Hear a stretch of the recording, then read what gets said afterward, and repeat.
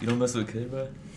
I detest Kid. Like, Oh, I'm an avid Kid hater, bro. That man is definitely on my list, bro. You gonna hate him when I say it too. Oh my god. I don't think he's beating Kid, to be honest. That might be a hot take. I don't think. You don't think Sanji's beating Kid? No, Hey, I don't think so. I personally believe that Sanji thumps. I believe most of the warlords can beat Kid.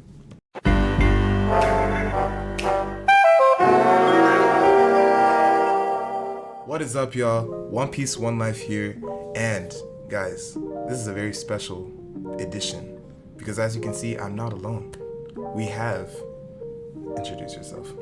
My name is Biruk. You can just call me Biruk G. And I'm just here to talk about at least in my opinion, what the strongest One Piece characters are. And that's because that's what we're doing here. So as you heard, Biruk is my channel artist as well. So all the thumbnails, all the stuff like that, we're just gonna keep doing our thing. But the reason I invited him here is because this is a big video. This is something that we absolutely need to do. It's a tradition every Christmas time, and that is the top 30 strongest. Now, let me lay out some of the rules so that we're all clear on what's going on. First things first, when we say top 30 strongest, that's top 30 strongest, at least confirmed not to be dead. So what that means is anyone who's confirmed to be dead can't be used. Obviously, people who are alive, people who are, their status is up in the air, as like we don't know, like I'm gonna let y'all know now, Big Mom and Kaido are on my list. So if anyone's mad about that, that's your problem. Again, this is based off of overall combat ability, not just, oh, this person has like this disgusting fruit, this person has like physical strength. It's overall combat ability. Last things last, this is our list. It's everything about this is subjective, guys. I know there's gonna be some outrageous things said here, but remember, it's all subjective. You can disagree. I encourage it, but respectfully rather. And make sure to tell us your list in the comments too. All right, so the way that this is gonna work is there's 4 categories, right? Or 4 levels. We're each gonna just go back and forth talking about the people we put in that level and any differences and stuff like that and why. Now, we're going to start with honorable mentions. Would you like to say who your honorable mentions are? To be honest, I didn't go into this with honorable mentions for real, but I know you like KOBY, so I'm gonna be nice to you, since I'm on your channel. I'd say KOBY, but like to be honest, I just couldn't find somewhere to put him because I feel like the person I had lowest in my list is, I don't know, I just can't see KOBY beating him, but I'll say KOBY just to be nice, Hamopo isn't bad too. Like I feel like they've grown a lot throughout the show, but like I just don't know if I put him top 30. I have a lot of honorable mentions, so a lot. I have 7, but y'all will bear with it. All right, Got it. First is Sulong Beppo. Guys, Okay. I know people may be like thinking, what? Let's not forget, Sulong Beppo took on Blackbeard and 2 of his commanders, and they couldn't catch up to him. And that party that couldn't catch up to him included the guy who can literally teleport. So all I'm saying is, Sulong Beppo may got it. Then we're gonna go the next few honorable mentions. We have Killer, Weevil, Kuma, Queen, Lucci, and I hate the fact that I even have to speak his name, but Eustace Kid. You don't mess with Kid, bro? I detest Kid. Like, Oh, I'm an avid Kid hater, bro. That man is definitely on my list, bro. You gonna hate him when I say it too. Oh my god. But yeah, the people who I put in my honorable mentions, it's like I feel they are strong in terms of like, they're stronger than like most people in the world, right? Like you see them, you're like, okay, that's a strong character. But they don't compare, in my opinion, to the level of strength that the people in the actual top 30 are going to start to get to, as we're going to see when we start talking about the top 30, which is going to be right now. So guys, top 30, we're starting it off with numbers 30 through 21. So starting from 30, it's Kuma, then Queen, then Crocodile, then Jinbei, then King, Sanji, Kid, Law, Sabo, and then Shiryu. To be honest, I feel like Shiryu was like a bit of a left ball. Cause like people don't really be thinking about him, but like you really gotta like, bro, look back at Impel Down. Like how long did they have him? What's it called? Locked up He for? was locked up for a while, to be fair. Bro, it was such a menace. They had to lock him down in the worst possible floor. Like I feel like that. Like I don't know if that like explains why he's at 21, but explains why he's at least like deserving to be on the list. And like he's on Blackbeard's crew. Like is he his right hand man? I think because there was a color spread Oda did of all the like first mates or like second in commands, and he was there. I would have thought it was Burgess because Burgess is like, he was at least supposed to be the right hand, like even before they met Shiryu. But I think Shiryu just overtook that position. Yeah, he probably just beat his ass, to be honest. But yeah, I'd say Shiryu makes sense there. But Sabo too, because I feel like people also underestimate the strength of like for example, like a plant fruit or like a fire fruit, like the elemental fruits, like they're so overpowered. Their abilities are strong. Sabo is also pretty strong, like just to start with. So I feel like the fact that he has a fruit, it means like bro is definitely up there, like for sure. Also, I don't know, like I feel like you're not going like where Sanji is. I know that pisses you off, but like I don't know. I feel like Sanji, like he's definitely stronger than the 25. Yeah, Sanji's at 25. I feel like like he beat Queen, so he's definitely above Queen. But I mean Queen's also like 29. Yeah. But I just don't think he's higher than like, let's say, I don't think he's beating Kid, to be honest. That might be a hot take. I don't think you don't think Sanji's beating Kid? No. Hey, I don't think so. I personally believe that Sanji thumps. I believe most of the warlords can beat Kid. Like, you don't think? Because you can say he half beat Big Mom. Okay. Like, you can make that argument. I mean, so if he's like half the strength of a what's it called, Emperor of the Sea at least, I feel like that means he's at least pretty decently stronger than a first commander. I don't know. I think my only thing about like the whole Kid and Law versus Big Mom fight is that if you really, and like this is something I've said in videos before too, but if you really think about it, Kid and Law did not defeat Big Mom. Kid and Law made Big Mom move away so that she wasn't a problem anymore. But she wasn't defeated. Because first of all, it was the TNT that made sure that it was the 500 pounds of TNT at the bottom of Onigashima that made Big Mom fall. So that's one. And two, even as she was falling, she was perfectly fine because she was still thinking, damn these kids. Roger, it's all your fault. Now look, they're gonna go and call them emperors when I'm still perfectly fine. Then as she fell in the hole, she even said, don't think that this is enough to kill me. And all I'm saying is, I personally believe that she still has a like role to play, which means like obviously she can't be dead. But beyond that, I just feel like people over like not to say that Kid and Law didn't do their part, which I think they did. Yeah. But I think people like over conflate it to the point where they're like, Kid and Law together can beat Luffy. What? Okay, no, that's crazy. They definitely can't. But also I feel like Luffy is like, he's a decent amount stronger than Kaido, or at least like an emperor generally.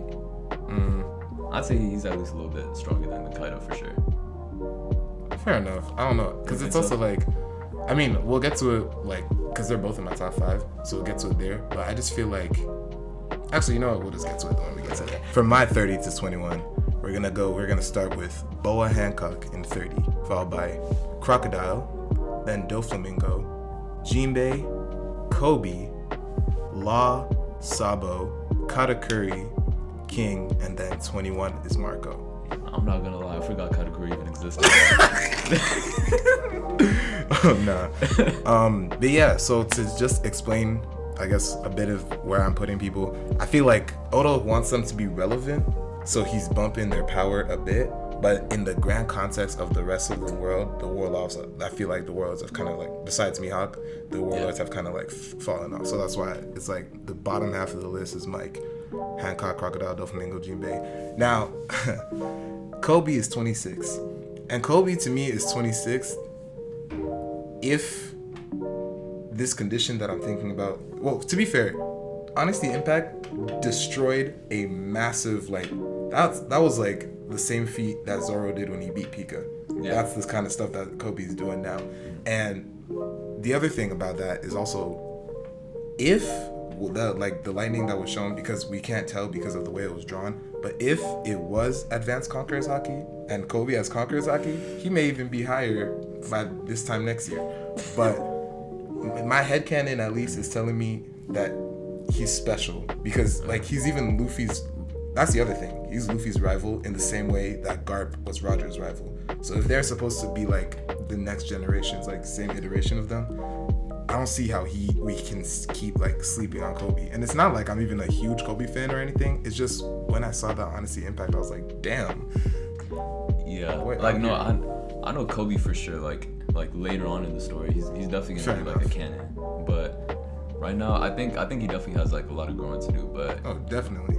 He's for sure on the way. I know that. Like he's definitely gonna be Admiral. Like, that's his goal. So he's definitely gonna do his goal.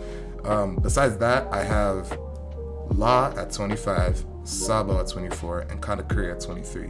So I think Law is definitely powerful, but I think that in the grand scheme of things, everyone above him is either known to be broken, has a broken devil fruit, or that's the other thing, it's haki. So ever since we found out that like area of effect, type of devil fruits can be countered with like lots of haki, anything that Law would most things that Law would do to anybody above them can be countered with haki, because most of the people above him have like really good haki. So that's why I kind of put Law at that, and then what I said before about like the whole Law and Kid versus Big Mom thing. So I'm like, Law is definitely up there, but I don't know why he just cannot. I just don't see him taking out like people above him, you know. Then I have Sabo, Katakuri, King, and Marco. Marco at the top makes sense to me because, first of all, I do think that King is stronger than Katakuri, because I don't think that Katakuri has anything that can actually damage King. And then Marco was taking on King and Queen at the same time during Onigashima. So to me, Marco is like within the like top levels of the first commanders, with probably only Ben Beckman and maybe Zoro above him. All right, next we're gonna go 20 to 11. But yeah, so starting from 20, I had Marco at 20 actually, and then Zoro, Green Bull, Fujitora, Rayleigh, Kizaru, Kuzan, Ben Beckman, Akainu, and then Garp. Garp, honestly, my list, like, it had Garp basically like top 5 until I realized that we were talking about Garp like right now instead of in his prime. But I feel like prime Garp is definitely like way higher in the list. But definitely Garp right now, like bro's like what, 70? Yeah, he's up there, old as hell. But Garp right now, yeah, I'd say 11 makes sense. And then Ben Beckman, I don't remember if I'm like remembering this wrong, but didn't people say that Ben Beckman is like relative in strength to Shanks?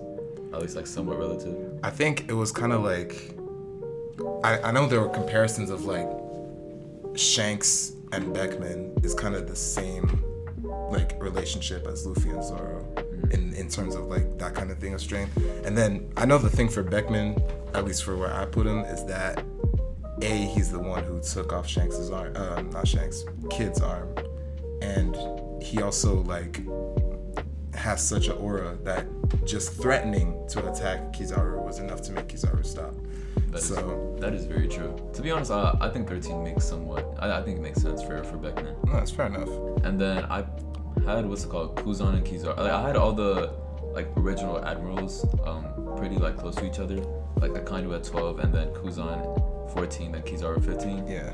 And then I had Fujitora at 17, and then I feel like Green Bull, it might also just be like because he was the last one introduced. But I just feel like when he has, I wouldn't say the weakest potential fruit, but I just feel like he's not the strongest out of the admirals. Definitely. Like, I feel like Fujitora, for example, like, he can summon meteors out of the space, right? Yeah. Like, things like that. I don't think he's beating that. And, like, Akainu's definitely at the top, because I feel like he's just, like, from the start been set up as the strongest, like, out of all the original admirals. Yeah. I mean, he's also the fleet admiral, so I feel like that just makes even more sense. Yeah, Zoro just, like, made sense, because he's definitely, like, I don't see him, I could probably see him beating, like, Green Bull or, like, being even with him, but I don't think he's beating, like, Fujitora and, like, Rayleigh. Yeah. But he might be Marco, but that's just because he's, like, a little bit out of his prime. And, like, Zoro's, like, peak prime right now. He's still getting stronger, to be honest. Yeah, I mean, because that's the thing. It's like, when you think about it, the Straw Hats aren't even at their prime, and they're, like, the strong. Because the prime of, like, the One Piece world is, like, mid to late 40s. So, like, by the time that they reach there, they'll be disgusting. But, yeah, Fair enough that right now, I mean, Marco's, like, what? I think Marco's in like around that like 40 age range. So I'd say he's like, I think he's just about to leave his prime, but like he can still like fight and stuff like that. For mine, 20 to 11. In 20, we got my absolute favorite character in the series, Sanji. I just wish he was stronger, but 20, top 20 in the entire world, I think is pretty good.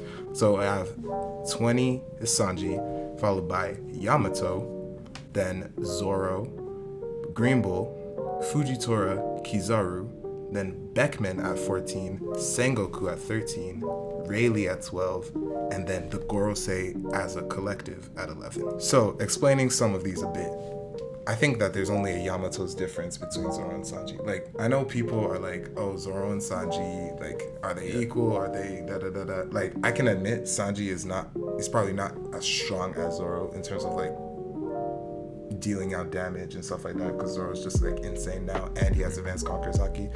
But the upgrades that Sanji got during Wano with, like, his whole, like, exoskeleton and everything like that, and then his blue flames now, his, like, damage output is disgusting too. Like, even the fact that in the same chapter, Oda showed Luffy and Zoro struggling together with one Seraphim, and at the same time, Sanji was tanking blows from another Seraphim.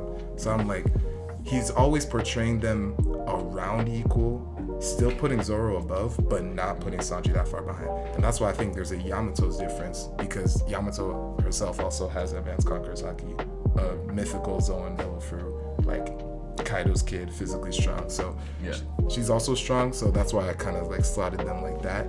But you don't think that Marco's beat Sanji if he could say king and queen at the same time? I think that, I mean, Sanji has also taken king and queen at the same time. Less effectively than Marco did, but he also still did, and that was also before the upgrades he got in Wano. So I think now, if him and Marco were to fight, I think it's a like 55-45 in Sanji's favor. But then the other thing about Marco is also like, besides like Bianco, everyone who fights him is already at a disadvantage because his fruit is hacks. He can heal himself like endlessly. Yeah. So it's also like, unless you have a way to counter his fruit, or you're just like one of the actual like strongest in the world, chances are you're not gonna like beat Marco. And that's the other thing about One Piece matchups though, because it's like, there can be characters who you're sure are stronger than other characters, but they can be characters who are weaker than the first one. You know what I'm saying? So, because it's all dependent on just like a lot of factors, but fair. That's why power scaling exists, because it's fun. All right, then after that, you know, as Green Bull 17, Fujitora 16, Kizaru 15, like kind of like you did, I just have like most of the lower tier admirals, if you can call them that, like bunch. Yeah, then after that, I do have Beckman kind of similar to you. And then the old man trio is like who I have like above that. So that's Beckman, Sengoku, and Rayleigh. Now, 11, I put the Gorosei, and I put them as a collective for multiple reasons. A, we've only seen like Saturn himself be separated from the rest of them. And I'm like, because we don't know, like, for example, can all of them do the stuff that Saturn is doing like currently? Or is it like each one of them has a different power, or each one of them is like based on a different thing, and how those powers like sync up and stuff like that? Yeah. So it's like, because we don't know the difference between that, I want to say like he was introduced later, which does mean he's most likely going to be like the weaker one, like around the weaker tier of them. But I still think that they're all collectively at least going to be around the same level, kind of in the same way of like Enel's priests, where like there was a hierarchy, but in general they're around the same level. You know, they're like kind of grouped like that. So that's kind of why, until like further notice where we see like the rest of their powers, I'm just gonna group them like that. And I mean, 11 is just shy of the top 10. So, and like I heard a lot of people talk about like the theory where each one is like specialized towards a different thing. And I think Saturn is like the war, or like something relating to like fighting. Like that's his specialty, because like I remember it was like part of his name. I forgot exactly what it was, but it's like there's another one that's like science or like technology or something like that. Yeah, it's like each one's like focused on like their own like sect of like whatever. Yeah. So it's like maybe he's the one that's focused on like actual power, and then the other ones are like other things. Yeah, and then The other reason why I put them like that is because of like the way that it was shown in, I want to say chapter 1085. Yeah, because in that chapter, kind of the response that Oda wanted from us is like, oh, all the girls say have like kind of similar threat because of the way that Sabo's describing them. You know what I'm saying? And like the way that they're all silhouetted and everything like that. So that's the other reason why I grouped them together. So now we're gonna get into the top 10, and this is where the conversation is gonna get interesting, because we're actually gonna go 10 through 6, his 10 through 6, my 10 through 6, and then top 5. Alright, so 10. So I had Big Mom here. I don't know if this is a hot take, but so it's Big Mom and then Kaido right above, and then Luffy, and then Dragon, and then Saint Saturn. So I had Big Mom and Kaido there because I feel like they could beat, like, people underestimate how strong Kaido and Big Mom are just because they lost, you know, like they ended up losing. Yeah. I feel like that's like that's fair, but I don't think they're necessarily like weaker than, like, maybe Garp is probably the only like one I'm questioning now, like that I'm like looking at it more. But I think, for example, Big Mom is beating. I think she's beating Kaido. I don't know. I feel like it might be a pretty close fight at least. And like who's on for, like, I don't think the what's it called? The admirals are beating an emperor. Like that. Yeah. That's just more of like the like scaling of like different positions. Yeah. But I feel like generally admirals just haven't been shown to be as like overpowered than like the emperors, for example. Yeah. It's like emperors like own basically an entire like army. It's like you're like moving force if you're an emperor. Like admirals are like they just seem a little bit weaker to me. Yeah. And then Luffy, I mean, he beat Kaido, so like of course he'd be above him. And I think he's just not as strong as like he's really strong at this point, but he's just not as strong as like the people who've been cemented like throughout the entire story, right? For example, like Dragon, for example. Like we don't know anything about Dragon, but you know, just like Shanks has, you know, been throughout the story. It's like it's been more of like a mystery. It's like, oh, we don't know how strong he is, but like he has to be as strong as like this many people, or else it wouldn't make sense like for how much he's accomplished, right? Yeah. And Saint Saturn, I just feel like after like the most recent chapters, I feel like he has to be up there. And then I didn't really like mention the Gorosei yet, but I just think like his introduction, like at this point, and like him being like the main enemy right now, at least on Egghead, it's just like it makes sense for him to be like one of the strongest. So getting into my top 10, I'm gonna go 10 is Blackbeard, 9 is Kuzan, 8 is Akainu, 7 is Garp, and 6 is Big Mom. First of all, when they talk about like the emperors that are like cemented and definitively stronger than the admirals, maybe I'm not the only one to think this, but there's a, like, I feel like there's a divide when you talk about emperors between like the old, like the proper generation of emperors and like the newer emperors, right? Where I'm like Big Mom, Kaido, Whitebeard, and like even Shanks, like when it was the 4 of them pre-time skip, they were like unbeatable. Like it took literally the entirety of the Navy to even try and contest with Whitebeard, and they still almost lost. It's just because Ace was a dumbass. But he still went out like a goat. Facts. He still did, standing tall. And that's why I'm like, I think that their relevance is still like much higher than like the admirals, in my opinion. But then the counterpoint to that is that Blackbeard, I think that Blackbeard is going to eventually be top 5 at some point, but I don't think he's there right now based off of the showings that we've seen. One of the major things that I say for that is that one of the Seraphim was pressing him when they went to attack Amazon Lily, and I was like, while yes, I can like Blackbeard's definitely strong, and then he's never seen a Seraphim before, I just feel like Big Mom, Kaido, Whitebeard, they wouldn't react to a Seraphim the same way he did. You know what I'm saying? Even the way that like Rayleigh showed up and was like, yo, like if you don't chill out, we're gonna fight, and he was like, nah. Big Mom, Kaido, Whitebeard would never run away from Rayleigh. And that's why I'm like, I don't like, Blackbeard is definitely top 10. He's definitely strong, and he's definitely going to continue to get stronger, which is the same as Luffy. I feel like they're just their trajectory is to keep getting stronger. But as of right now, That's why I have to put him at 10. Actually, on that, like, I think another like really big thing about Blackbeard is his character also plays a lot into like the way he fights people. That's true. It's like this man, he's like the definition of a pirate. Like he will never risk his life. He's always he's opportunistic. He's greedy. Yeah, he like takes advantage of people. It's like even though like for example, let's say somebody like Luffy. It's like even though he doesn't know whether he'll beat somebody, like whether he feels like he has a chance or not, he's gonna fight.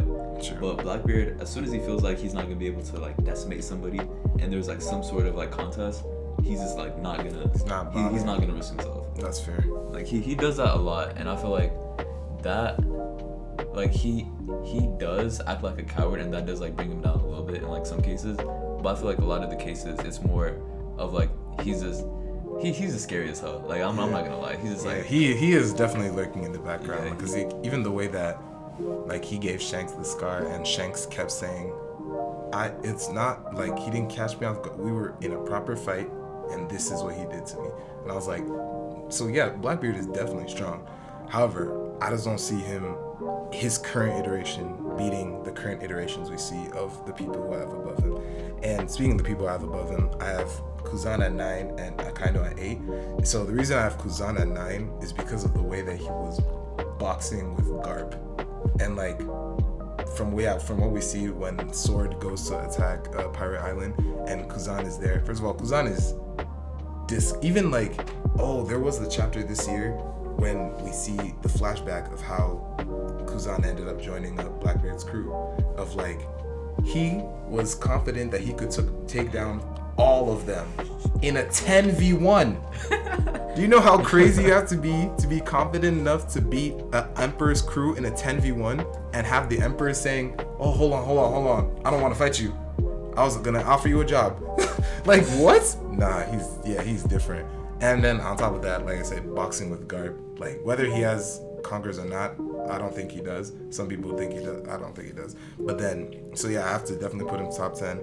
And then Akainu, I put him above him just because like I've always put like Akainu and Aokiji kind of like in the similar vein because of the whole like Punk Hazard battle and stuff like that. But then obviously Akainu is like portrayed to be the strongest admiral, so he's there. And then I got Garp at 7 because I think Garp is still in the top 10 just because what he was doing on like Hachinosu was disgusting. But the thing about Garp is that you now take age into account, and then you start thinking about how often is he going to be pulling out galaxy impact level attacks. Like I doubt that he has the stamina to like just keep doing it, you know. So then it's like the people who are above him, if they can take one of those, they can probably like retaliate faster than he can like charge up another one. So I think like age and stuff like that still plays like a fairly big role in determining that. And then Big Mom at 6, just because, like you said, people underestimate Big Mom. Big Mom is a demon. Like elemental abilities, impenetrable, like physically strong, conquers Haki, advanced conquers Haki. Like it's just disgusting. Like she has 3. She can have like any Logia that she wants to, because she technically has both Enel and Ace's powers with her homies. She can just do that whenever she wants. Like what?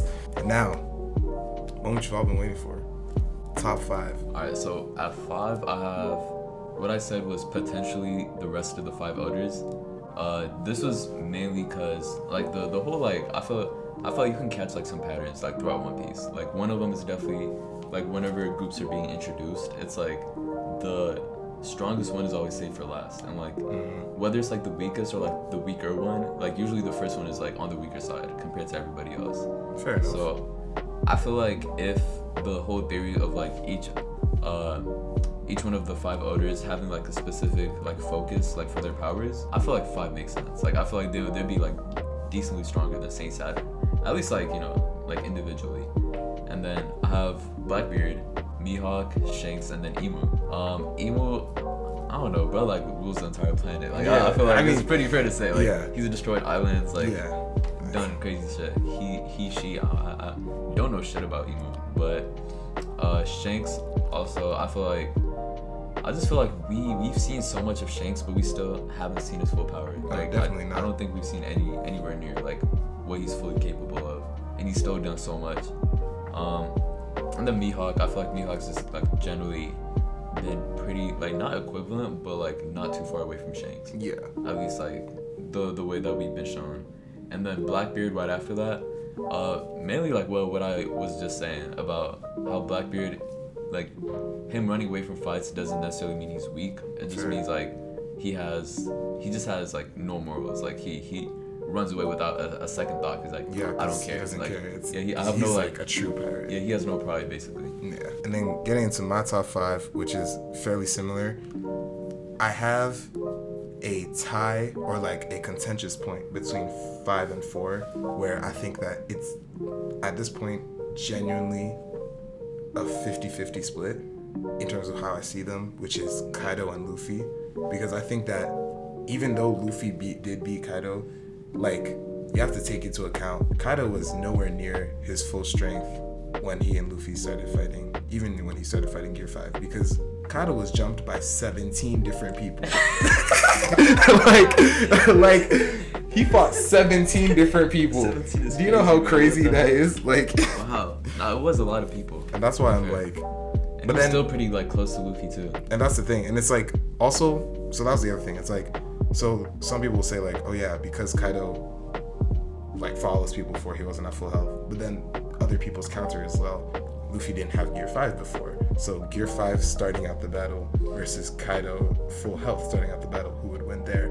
Then at that point, I think part of it is taking into account Gear 5's like time limit, which is like, can Luffy beat Kaido fast enough before his time limit runs out? Which I don't know. Fair. And also on top of that is like, even though I feel like people are like, Gear 5 is definitely disgusting, but people keep forgetting Kaido, like, it's not like they were like this, or like this is Kaido, this is Luffy, and then Gear 5 made Luffy like this.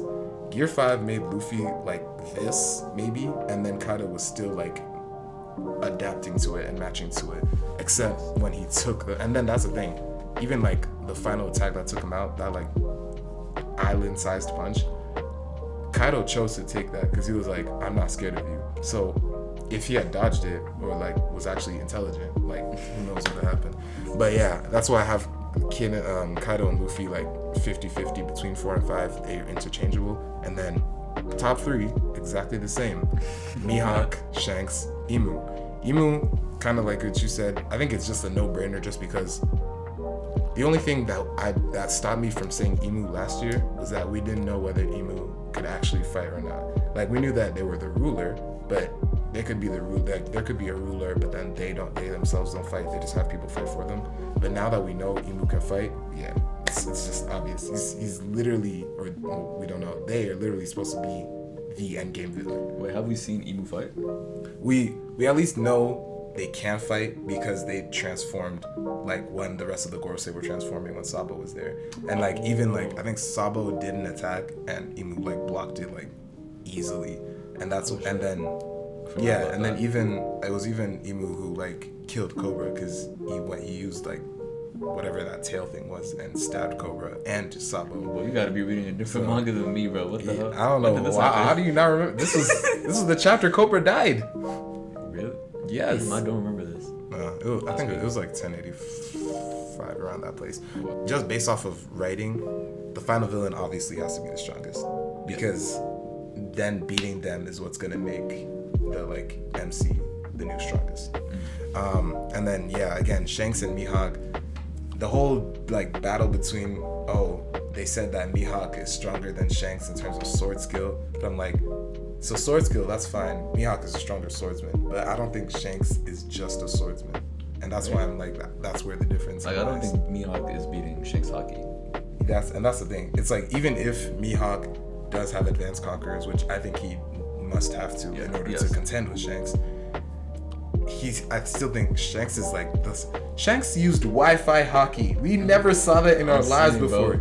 He yeeted his hockey from like 100 miles off the coast of like an island to the island to attack a specific person. That shit is different. Like the furthest we've seen is just like the general area. Exactly. Oh, like Fishman Island. Like that. Yeah, That's the that most was we've like seen. the general island. Yeah. So that's why I'm like, Shanks's hockey feats are different, and then also just the fact that like a lot of people are equating Shanks to be the Roger of the mid generation.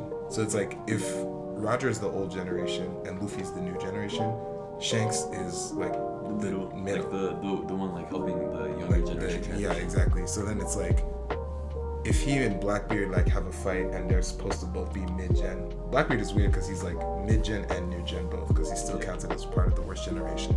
But I think that if they're meant to fight and then Shanks' will is going to be passed on to Luffy, then it's going to truly be like just the new gen's time. But that's why I'm like, Shanks, everything. And then I just have to thank Oda and thank God that he made Shanks destroy that useless trash. Like when I read that chapter, like for that sole reason alone, 1079 may be my favorite chapter of the year. Nah, because he took out Kid, and Kid, like, because what was Kid's plan? He really rolled up and said, I'm gonna just start blasting. Shanks teleported in front of him and took him and his entire crew down in one hit. They're dead now. The funniest shit was in between, I think like 1078 and 1079, people were talking about like, oh, who do you think is gonna win? Shanks or Kid? Because it ended off in a cliffhanger because we didn't see like what the conclusion of their fight was, and I was just like, I was reading those, I was like, I'm saying like, what do you think? Do you think this show like the story just like switched up out of nowhere? Like, there's no way Kid is beating Shanks. Like, there was no question. And that's why I was just really trying to understand Kid fans, please in the comments. Somebody gotta, like, first of all, y'all better be happy that I even chose to mention Kid in my honorable mentions. Because if it was up to me, I would have kept that trash off the list. But please, somebody explain to me what your God and Savior Kid was planning. Because it's been 6 months since that moment, and I'm still on it. How dare he even have the gall to fight Shanks? But that's the video, guys. Top 30. I'm gonna probably put a list up somewhere here of my top 30, and then Brooks as well, just so that if you weren't paying attention for whatever reason, there's a consolidated list there. And guys, like top 30s is something that I genuinely enjoy, like seeing different people's interpretations of who they think is strong or what they value as strong. So please leave your top 30s in the comments. Leave comments on our top 30s too. And yeah, we just gonna see that. So that's the end of the video, guys. Now please, y'all already know what I'm about to say. It's my motto. Like the video, subscribe to the page for more One Piece content just like this, and share it around with all your friends who love One Piece. Remember, we're trying to make it a community, but we need your help to do it. So that's all from us. I'll catch y'all in the next one, and always remember, One Piece, one life.